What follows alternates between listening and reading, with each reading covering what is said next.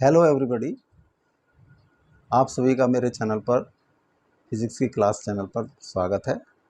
हम इस चैनल पर नीट फिज़िक्स का जो कंप्लीट सिलेबस है उसकी स्टडी करेंगे। यूनिट्स एंड मेजरमेंट चैप्टर के हम 2 वीडियो पहले स्टडी कर चुके हैं, देख चुके हैं। अब हम 3rd वीडियो स्टार्ट करेंगे जिसके टॉपिक हैं indirect method of measurement of length, measurement of mass and time. Direct method हम पिछले वीडियो में स्टडी कर चुके हैं। डायरेक्ट मेथड तीन तरह से हम डायरेक्ट मेथड लेते हैं। उसमें by scale, by vernier callipers and by screw gauge. Indirect method से मेजरमेंट लेने के, लेंथ की मेजरमेंट लेने के बहुत सारे प्रोसीजर होते हैं। उनमें से कुछ की हम आज सेवरल कुछ लेंगे, उनमें से उनकी हम स्टडी आज करेंगे, देखेंगे किस तरह से हम मेजरमेंट लेते हैं। सबसे पहला है पैरेलैक्स। पैरेलैक्स मेथड, पैरेलैक्स क्या कहलाता है? अगर हम अपनी एक आंख बंद करके और सामने पेंसिल की जो टिप होती है, नोक होती है, आंख की सीध में जो हम और टिप की सीध में एक कोई निशान सामने की दीवार या पर्दे पर लगाएं, फिर हम नेक्स्ट दूसरी आंख बंद करें और पेंसिल की नोक को वहीं उसी स्थान पर रखें, हम फिर देखें उसकी सीध में, तो हमारा जो हमने मार्क जो किया है दीवार पे या पर्दे पर, वो कुछ शिफ्टिंग होती है। इस शिफ्टिंग को ही हम पैरेलैक्स कहते हैं। जैसे फॉर एग्जांपल ये चित्र में दिखाया गया है, ये हमारी लेफ़्ट आई है, राइट आई है, और ये हमारा पेंसिल है, इसकी टिप है यहाँ, और ये सामने वॉल है। हमने सबसे पहले राइट आई को हमने क्लोज कर दिया, बंद कर लिया है, और इसकी टिप को देखा है, पेंसिल की टिप को लेफ़्ट आई से देखा, तो ये कहीं एक पॉइंट आता है वॉल पे, ए पॉइंट आता है। अब हम क्या करेंगे, हम राइट जो लेफ़्ट आई को बंद कर दें और राइट आई से देखें, उसी टिप को वहीं रखना है, पेंसिल की टिप को, तो ये कहीं पॉइंट टी ए डैश आता है। इस तरह से जो पहले हमने मार्क किया था दीवार पे, वो ए किया था और अब हमारा ए डैश हुआ है, तो इस तरह से उसकी शिफ्टिंग हो जाती है। तो इसी को हम पैरेलैक्स कहते हैं। इसका यूज़, पैरेलैक्स मेथड का यूज़ करते हुए हम जो है लॉन्ग डिस्टेंसेस मेज़र कर सकते हैं।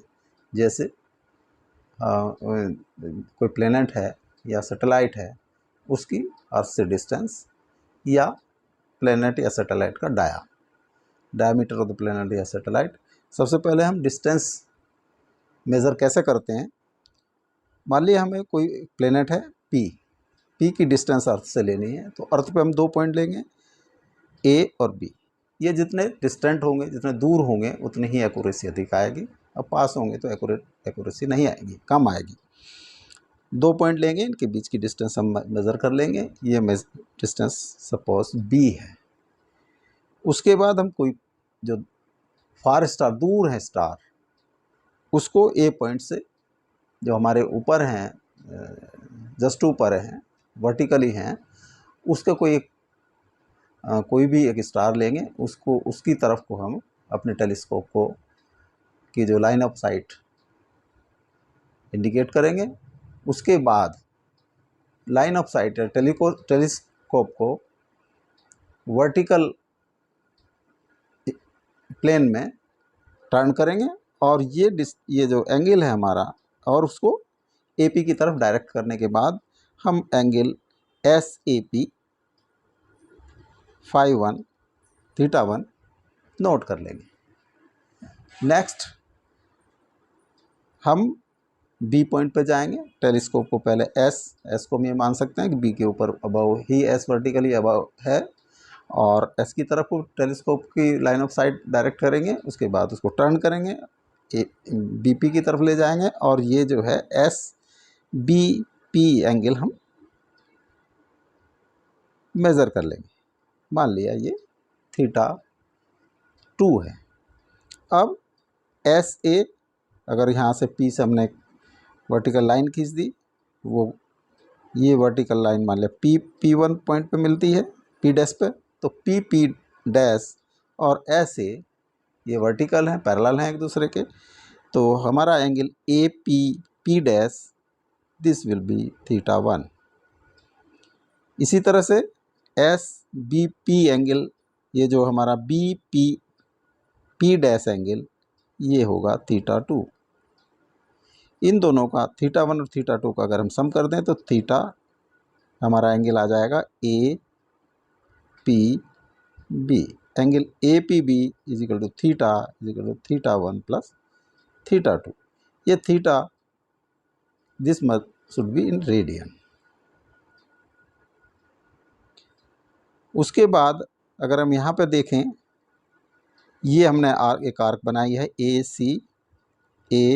सी बी, और ये जो कोड है एक तरह से ए बी, क्योंकि डिस्टेंस ए पी बहुत अधिक है, बहुत ज़्यादा है कंपेरेटिव टू ए बी, तो ए सी बी यहाँ हमने शो करने के लिए अलग अलग दिखाई हैं, ये जस्ट ए बी के बहुत क्लोज होगी। तो हम ये एज्यूम कर सकते हैं कि ये जो आर्क है A B is the arc. तो एंगल क्या होता है? एंगल इज इक्वल टू होता है आर्क अपॉन रेडियस। तो हमारे इस केस में एंगल हमने मेज़र किया थीटा, आर्क है ए बी और रेडियस है ए पी। तो ए पी हमें कैलकुलेट करना था। ए पी हो जाएगा ए बी अपॉन थीटा, और ए पी हमने एज्यूम किया डी, ये ए बी है हमारा बी और थीटा।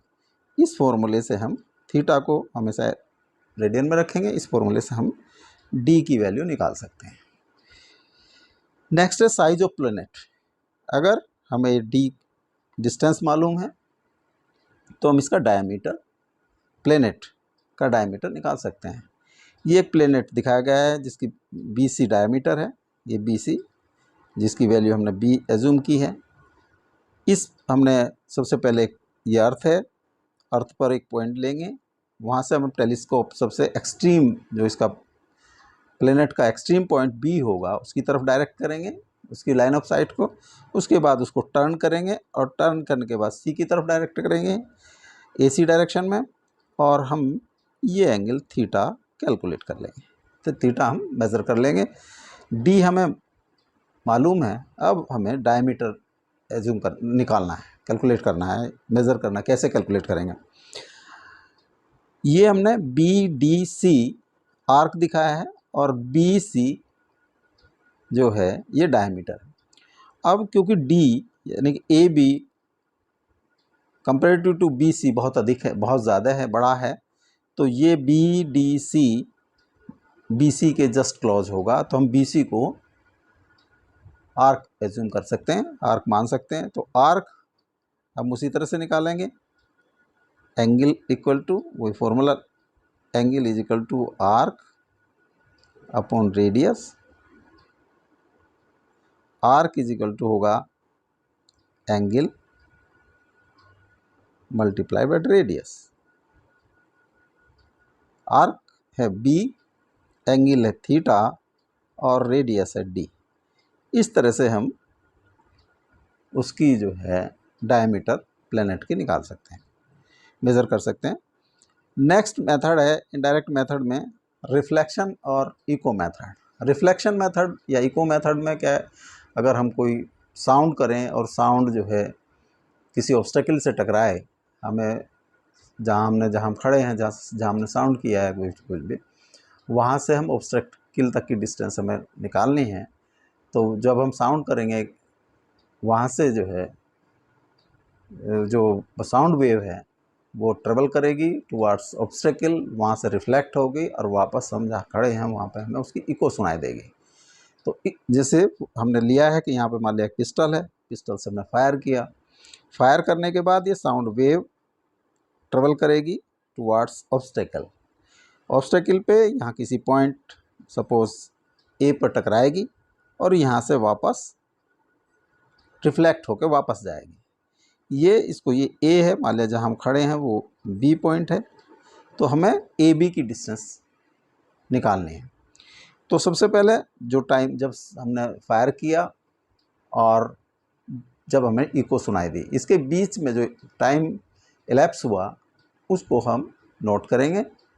और साउंड वेव, एयर में जो साउंड वेव वो हम कितनी देखेंगे कि कितनी होती है, वो लगभग 330 मीटर पर सेकंड होती है। उस टाइम जो हमने टाइम नोट किया उसको अगर स्पीड से मल्टीप्लाई कर दें वो double D, D plus D यानी कि 2D के इक्वल होगा। तो ए बी हमारा, ए बी जो हमने टाइम लिया, टाइम क्या है, टाइम elapsed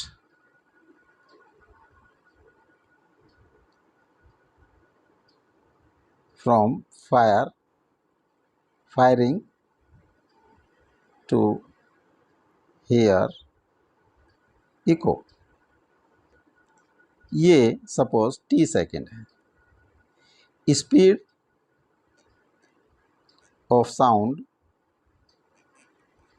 वो v मीटर पर सेकेंड है। तो d प्लस डी यानी कि d प्लस डी, एक बार गई साउंड और वापस आए t टाइम में, तो ये होगा t इंटू वी, या 2D is equal to t into V, और d जो डिस्टेंस हो जाएगी फायरिंग प्लेस से ऑब्स्टेकल तक की, वो TV/2, इतने मीटर डिस्टेंस हो जाएगी।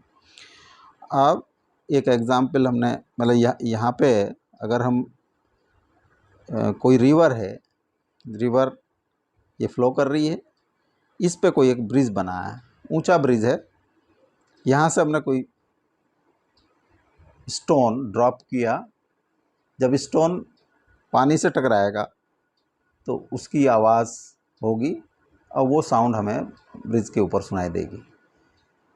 इस प्रक्रिया में अगर हम टाइम नोट कर लें, कितना टाइम लैप्स हुआ जब से स्टोन छोड़ा हमने और जब हमें उसकी पानी की आवाज़ सुनाई दी, पानी में टकराने की स्टोन की, उसको हम नोट कर लें तो हम उसकी हाइट भी निकाल सकते हैं कि ब्रिज की हाइट क्या है।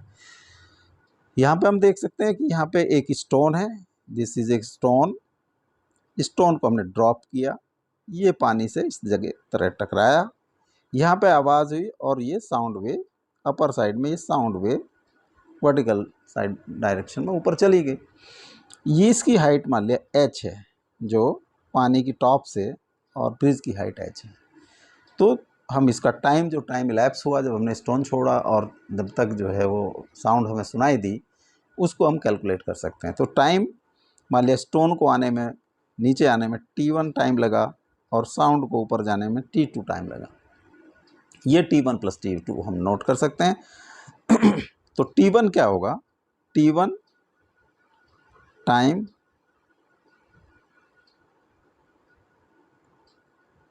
Of stone touching the water surface, जो पानी की सरफेस पे कितने टाइम बाद टकराया उसको निकाल सकते हैं। मान लिया h हमने ये एज्यूम की है हाइट, तो h हो द फ्री फॉल क्या होता है 1/2 g/t1 स्क्वायर। तो t1 हम यहाँ से कैलकुलेट कर सकते हैं, t1 स्क्वायर हो जाएगा 2h/g, और t1 is equal to 2h/g का रूट। अब t2 साउंड वेव, मान लिया v स्पीड से ऊपर गई, speed of sound wave v है,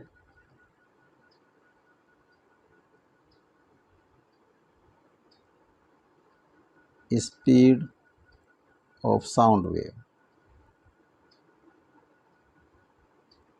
v है। तो time taken by sound wave, time taken by sound wave from water surface to bridge, वो t2 सेकेंड। तो टोटल टाइम जो हमने नोट किया था वो t है, वो होगा t1 प्लस t2।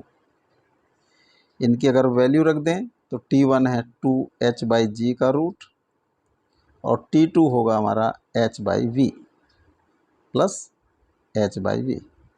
इस तरह से ये हमारे पास एक इक्वेशन होगी। इस इक्वेशन को अगर हम सोल्व कर लें तो h हम निकाल सकते हैं, और h दिया तो t निकाल सकते हैं, कैलकुलेट कर सकते हैं। इसी पे बेस्ड एक एग्जाम्पल है।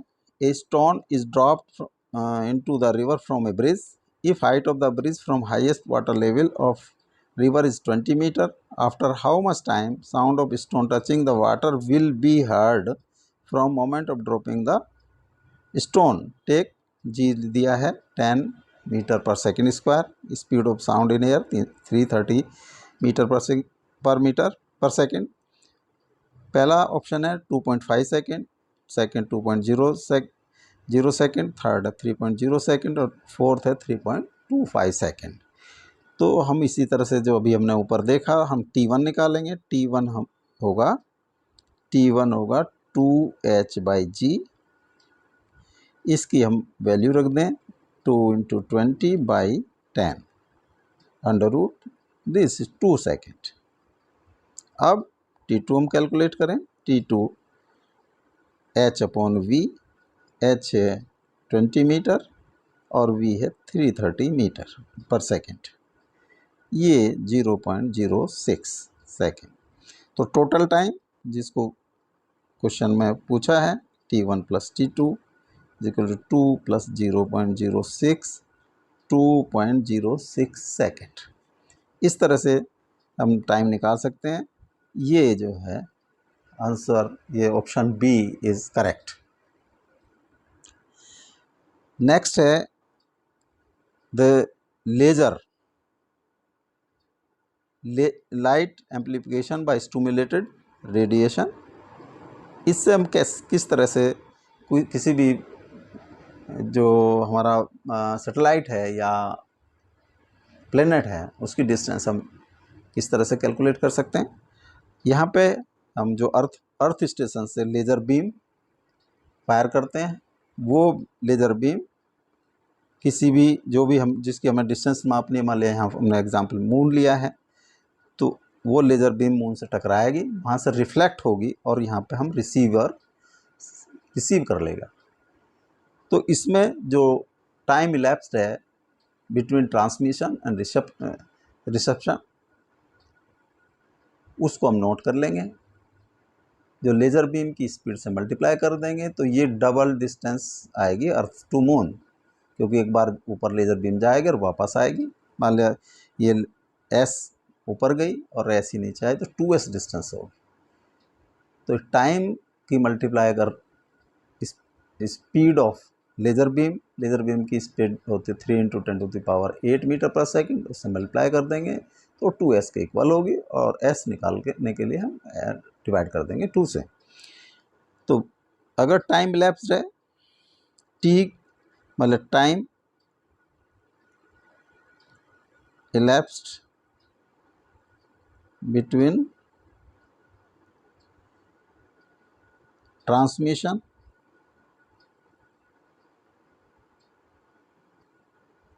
And reception of laser beam, मान लिया ये t सेकेंड हमने नोट किया है। स्पीड ऑफ लेज़र बीम मान लिया v होगा 3 × 10⁸ मीटर पर सेकेंड। तो डबल डिस्टेंस यानी कि 2s t × v और s = होगा t × v/2 मीटर। इस तरह से हम उसकी डिस्टेंस निकाल सकते हैं, कैलकुलेट कर सकते हैं। नेक्स्ट है रडार सिस्टम। रडार से कैसे करते हैं? एक रडार स्टेशन है, रडार स्टेशन पे हम यहाँ पे ट्रांसमीटर और रिसेप्टर लगा होता है। हम ट्रांसमीटर से रेडियो वेव्स ट्रांसमिट करते हैं और वो जो भी प्लेन एरोप्लेन चाहे अपना हो या किसी एनिमी का हो उससे टकराता है, वहाँ से वो वापस रिफ्लेक्ट होती है और रिसेप्टर रिसीव कर लेता है। जो जिस टाइम हमने ट्रांसमिट की जो और कब रिसीप्ट हुई रिफ्लेक्टेड रे, रिफ्लेक्टेड जो रेडियो वेव, उसको हम नोट कर लेते हैं, उसको रेडियो वेव की स्पीड से मल्टीप्लाई कर देते हैं, तो हम ये डबल डिस्टेंस 2d के इक्वल होगा, और 2d को हम आधा कर d निकालने के लिए उसको हाफ कर देते हैं। रेडियो वेव की स्पीड ऑफ रेडियो वेव, वो 3 × 10⁸ मीटर पर सेकेंड होती है। टाइम हमने नोट कर लिया, t टाइम इलैप्स्ड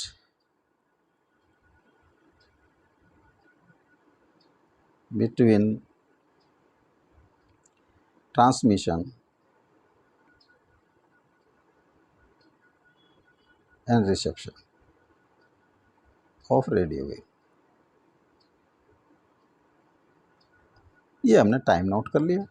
इसको अगर स्पीड को हम c से डिनोट कर दें तो 2d इक्वल होगा 2d t × c, और d इक्वल टू 2 × c/2। इस तरह से हम ये निकाल सकते हैं कि प्लेन किस जगह कितनी डिस्टेंस पे है हमारे रेडियो स्टेशन रडार स्टेशन से। नेक्स्ट है sonar system. Sonar system use होता है ओशिन में। ओशिन के अंदर हम किसी एनिमी की सबमरीन या कोई ऑब्स्टेकल की डिस्टेंस मालूम करने के लिए अपनी सबमरीन से हम ये जो sound wave, ultrasonic sound wave emit करते हैं, और वो ऑब्स्टेकल से या सबमरीन से टकरा कर वापस आती है। ये टाइम इलैप्स जो ट्रांसमिशन और जो रिसेप्शन वाला है, इसको हम नोट कर लेते हैं, उसको स्पीड से मल्टीप्लाई करते हैं। वाटर में जो साउंड की स्पीड होती है 1450 के आस लगभग होती है, उसे मल्टीप्लाई कर देते हैं तो 2d के इक्वल होगा। d निकालने के लिए हम हाफ कर देंगे। इसी तरह से हम इसको भी d होगा t × v/2। इस तरह से हम डिस्टेंस निकाल सकते हैं। सबमरीन, ये हमने एक सबमरीन दिखाया है, ये एनिमी का सबमरीन है। यहाँ से हमने ट्रांसमिट की अल्ट्रासाउंड वेव इस तरह से यहाँ तक जाएंगी, यहाँ से फिर वापस आएंगे। तो ये है d डिस्टेंस एज्यूम किया था, तो d इस तरह से हम d को कैलकुलेट कर लेते हैं। नेक्स्ट है ट्रायंगुलेशन मेथड। ट्रिग्नोमेट्री का यूज होता है इसमें। तो ट्रायंगुलेशन मेथड दो टाइप का से यूज़ करते हैं। एक तो एसेसिबल ऑब्जेक्ट है, उनकी हाइट नापने के लिए एसेसिबल, वहाँ तक हम उसकी बेस तक उस जो एसेसिबल है ऑब्जेक्ट, और एक इनएसेसिबल कि हम उस तक जा नहीं सकते। तो पहले हम एसेसिबल हाइट, एसेसिबल ऑब्जेक्ट है, मान लिया कोई एक बिल्डिंग है, काफ़ी ऊंची बिल्डिंग है, इसकी हमें हाइट मालूम करनी है। इसमें हम सबसे पहले क्या करेंगे, इसके बेस से, बेस की लाइन में एक पॉइंट C लेंगे, इस तरह से लेंगे को A उसको टॉप पॉइंट जो दिखाई दे। C पे थियोडालाइट रखेंगे, और ये एंगल थीटा वर्टिकल प्लेन में मेज़र कर लेंगे। उसके बाद बेस से C तक की, जो C पॉइंट हमने लिया उस तक की डिस्टेंस मापेंगे BC। तो BC हमने एज्यूम किया है D, मतलब हमने मेज़र कर लिया D को। अब मान लिया इसकी हाइट जो है AB हाइट, जो बिल्डिंग की हाइट है, वो सपोज H है। अब H को कैलकुलेट, हम ट्रिग्नोमेट्री से H को कैलकुलेट कर लेंगे। ये हमारा 90 डिग्री है, और इसमें हमें क्योंकि हाइट निकालनी है तो हम tan theta is equal to H/d, और H is equal to D tan theta. इस तरह से हम H की कैलकुलेशन कर लेते हैं। नेक्स्ट है height of an inaccessible object. कोई इनएसेसिबल है कि उसको, उसकी जो बेस तक हम नहीं जा सकते, तब हम इस ट्रिग्नोमेट्रिकल का यूज़ करते हैं जो नीचे दिया गया है। मान लिया ये एक हिल है, ये एक हिल है जिसका टॉप पॉइंट A है, इसकी ये हिल है, इसका क्योंकि हम इसके नीचे तक जो वर्टिकली डाउन है A के, वहाँ तक हम जा नहीं सकते। तो हम इस प्रोसीजर में क्या करेंगे कि इसके बेस लाइन की सीध में 2 पॉइंट लेंगे B और C। इस तरह से 2 पॉइंट लेंगे सी और बी कि हमें ये जो ए पॉइंट दिखाई दे टॉप, बी से भी और सी से भी। बी सी को थोड़ा सा एक्सटेंड, बी सी को मेज़र कर लेंगे और इसको थोड़ा एक्सटेंड भी कर लेंगे। मान लिया अप टू सी डैश हमने एक्सटेंड कर लिया। अब अपना थियोडोलाइट की मदद से A C C dash this angle θ1 हम मेज़र करेंगे। उसके बाद इसी तरह से B A B C angle θ2 measure करेंगे और बी सी को हम मेज़र करेंगे जो सपोज डी। अब कैलकुलेशन की सहायता से हम इसको जो है हाइट कैलकुलेट करेंगे। हमने बी सी को एक्सटेंड कर दिया है आगे बेस तक और ए से एक vertical drop, theoretical vertical drop डाल दिया है A dash. Height A dash is assumed as h और C A is assumed as x, this is x. अब हमें ट्रिग्नोमेट्री से कैलकुलेट करना है एच को। तो सबसे पहले हम एक्स को एच के रूप में कैलकुलेट करेंगे। हम triangle A C A dash, triangle A C A dash cot θ1 base upon height C A dash upon A dash. C A dash है एक्स और दिस इज एच, तो x is equal to h cot θ1। अब x की value हमें पता चल गई h के रूप में in terms of the h। अब ट्राइंगल, सेकंड ट्राइंगल लेंगे A B A dash. A B dash में वही कोट θ2 निकालेंगे हम। कोट θ2 विल बी x प्लस डी, या इसको ये होगा B A dash upon A dash. B A dash क्या होगा, B C plus C A dash upon A dash. B C D और C A dash is x और A is H, या cross multiply कर देते हैं।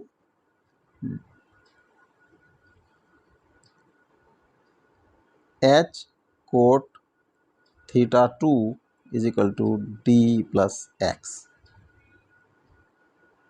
या x cot θ2 minus x is equal to D.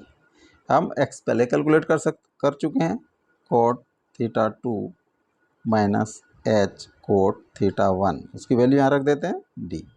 H common ले लेंगे, cot θ2 minus cot θ1 is equal to D.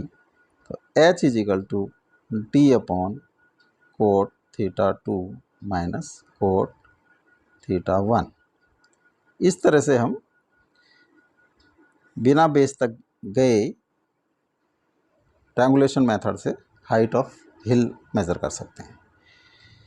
जो हमारे पास कुछ माइक्रोस्कोप हैं, जैसे ऑप्टिकल माइक्रोस्कोप, इसकी रेंज होती है 4000 एंगस्ट्रॉम से 7000 एंगस्ट्रॉम तक। इलेक्ट्रॉन माइक्रोस्कोप 0.6 एंगस्ट्रॉम और टनलिंग माइक्रोस्कोप होता है अप टू साइज, ये मोलिकुलर साइज माप सकता है। नेक्स्ट है वॉल्यूमेट्रिक मेथड। वॉल्यूमेट्रिक मेथड में फॉर एग्जांपल हमें मोलिकुलर मेथड से ओलिक एसिड का मोलिकुलर साइज मेज़र करना है। तो इसको मेज़र करने के लिए हम टेस्ट ट्यूब लेंगे, ग्रेजुएटेड टेस्ट ट्यूब। इसमें हम oleic acid 1 cc oleic acid लेंगे। इस ओलिक एसिड में अल्कोहल मिलाकर इसको हम 20 cc इसका वॉल्यूम कर लेंगे। अगर इसमें हम कंसंट्रेशन देखें तो 1/20 ओलिक एसिड का कंसंट्रेशन हो जाएगा। अब जो हमने सॉल्यूशन बनाया है इसका हम फिर 1 cc लेंगे और नेक्स्ट जो है हम इसमें फिर अल्कोहल मिलाएंगे और उसको 20 cc कर देंगे। जो लास्ट में हमारा सॉल्यूशन बचा उसमें ओलेइक एसिड का कंसंट्रेशन 1/20 × 20 cc पर cc of solution,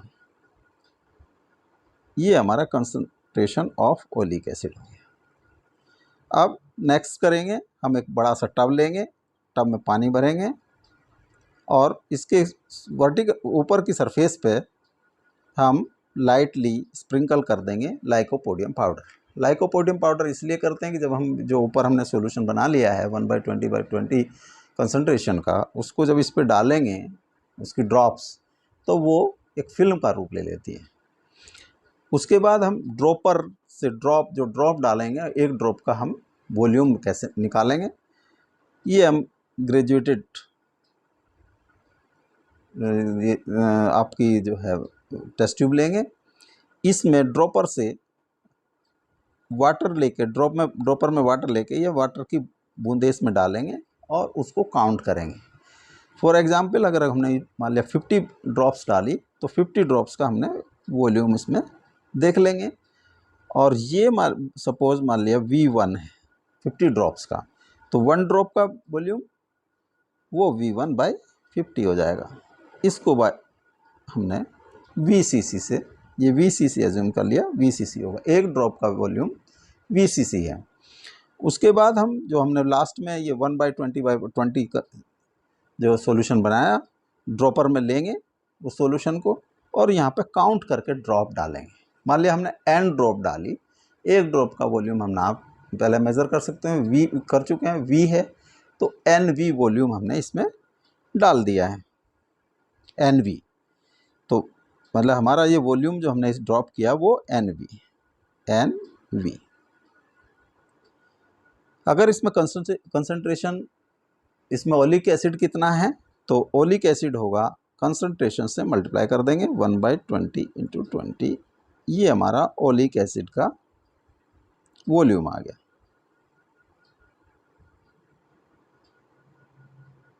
acid NV/20/20 cc। अब जो हमारा ये जो अब हम ड्रॉप डालेंगे तो ये लगभग सर्कुलर शेप ले लेगा। हम इस सर्कुलर की हम डायमीटर मेज़र कर लेंगे। सपोज जो थिकनेस है इस फिल्म की D है, D इतना होगी जो इसका मोलिकुलर थिकनेस को इंडिकेट करेगी।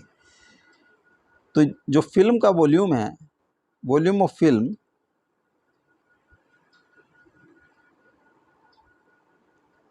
वो होगा एरिया π/4 x² × D। ये है वॉल्यूम ऑफ फिल्म या और वॉल्यूम ऑफ ओलेइक एसिड।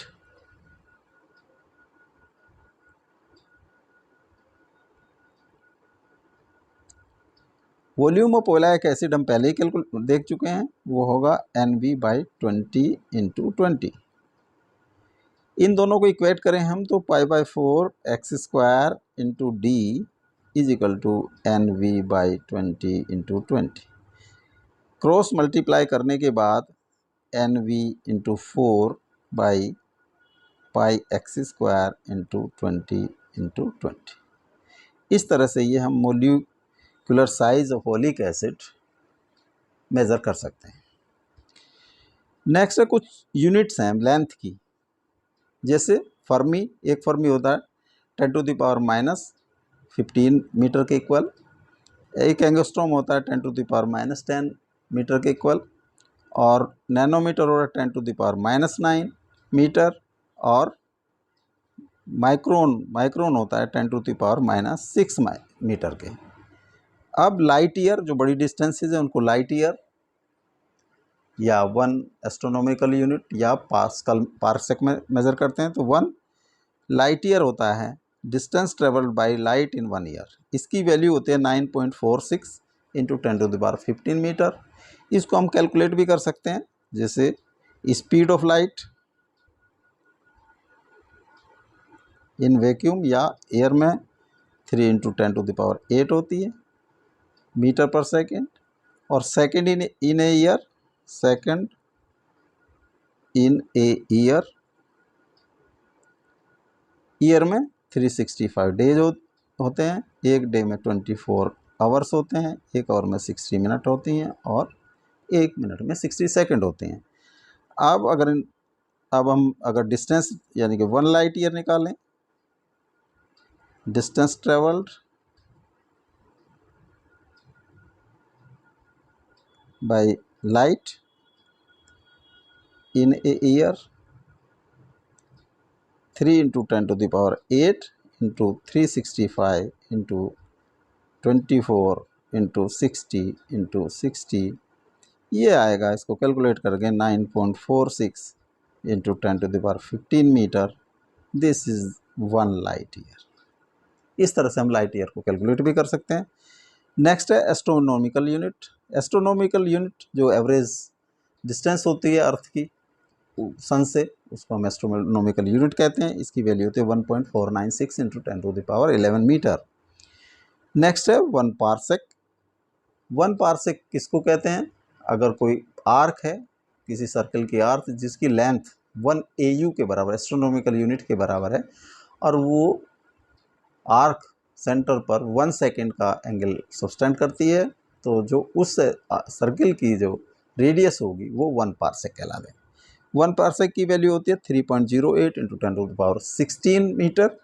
अब इसको हम कैलकुलेट भी कर सकते हैं। ये हमारी आर्क है ए बी आर्क है, इसकी लेंथ अगर 1 AU है और ये सेंटर पर 1 का आर्क सेकेंड का एंगल सब्सटेंड करती है, तो इसकी जो radius, this radius will be 1 parsec. 1 parsec को कैलकुलेट करने के लिए हम इस तरह से कर सकते हैं। Angle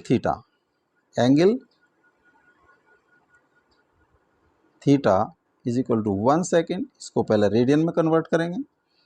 180 degree is equal to 22.7 radian, और या 180 into 60 arc second is equal to 22.7 radian, और 1 arc second is equal to 22/7 into 180 into 60 radian. ये रेडियन में कन्वर्ट हो गया हमारा 1 आर्क सेकेंड।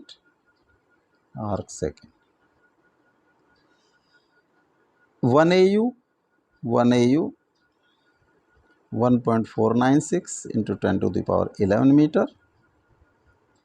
और आर्क क्या होता है? आर्क या हम theta angle is equal to arc upon radius. ये थीटा है, arc AB 1 AU and this is R, तो आर हो जाएगा 1 AU अपॉन थीटा।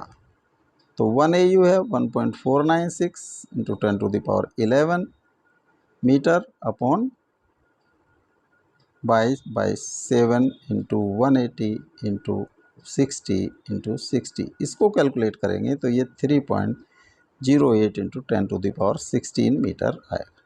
इसी को हम पार्सेक कहते हैं, और 1 पार्सेक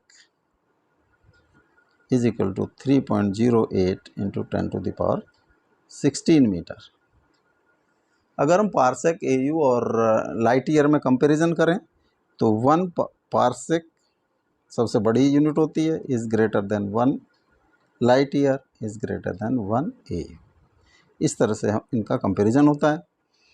अब नेक्स्ट है measurement of mass. Measurement of mass को हम AMU या U में कैलकुलेट करते हैं। इसकी वैल्यू होती है 1.66 इंटू 10⁻27 kg। अगर बड़ा जो है लार्ज मासीज हैं तो उसको ग्रेविटेशनल फार्मूले से कैलकुलेट करते हैं। ग्रेविटेशनल फार्मूला था F is equal to G m1 m2 upon r²। अगर इसमें F हमें पता, दो ये मास हैं, दो ऑब्जेक्ट के, इनके बीच की जो फोर्स है F मालूम है, जी एक कांस्टेंट यूनिवर्सल कांस्टेंट होता है और डिस्टेंस मालूम है, और इनमें से एक का मास मालूम है, तो हम सेकंड का मास निकाल सकते हैं। नेक्स्ट है मेजरमेंट ऑफ, जो हम क्लॉक, जो सीजियम क्लॉक या एटॉमिक क्लॉक यूज़ करते हैं टाइम मेज़र करने के लिए। अब इसमें एक आता है सोलर डे। सोलर डे जब अर्थ अपने एक्सिस पर रोटेट करती है, अगर सन की पोजीशन हमेशा एक स्थिर जगह पर दिखाई दे हमें, तो उसको हम सोलर डे, जितने टाइम में रोटेट करेगी उसको हम एक सोलर डे कहते हैं। अगर ये अर्थ सन की जगह अगर कोई फार स्टार हो, तो जब अर्थ रोटेट करे और फार स्टार अपनी एक ही पोजीशन पे दिखाई दे, तो जो टाइम ऑफ रोटेशन है उसको हम सेंट्रल डे कहते हैं। सेंट्रल डे सोलर डे से लगभग 4 मिनट कम होता है। इसकी वैल्यू होती है 23 आवर्स 56 मिनट एंड 4.0905 सेकेंड। इस तरह से जो है, अब हम ये एग्जाम्पल लिया है। एग्जाम्पल क्या कहता है, वैन ए प्लेनेट की distance A 24.7 million kilometres from the earth, it's angular diameter is measured to be 35.72 second of arc diameter of the planet is, ये ऑप्शन दिया 6.08 into 10 to the power 6 kilometre, 6.0 into 10 to the power 6 metre, 1.429 into 10 to the power 5 metre और 1.429 into 10 to the power 5 kilometre. अब ये मान लिया suppose इसका diameter D है जो हमें कैलकुलेट करना है, ये डिस्टेंस दी हुई है, ये मान लिया इसको हम बी एज्यूम कर लें, ये डायमीटर बी इसका है और ये डिस्टेंस डी, ये एंगल थीटा दिया हुआ है। तो थीटा हमें बी कैलकुलेट करना है डायमीटर, तो arc upon radius is equal to theta, तो बी होगा D into theta, D into theta.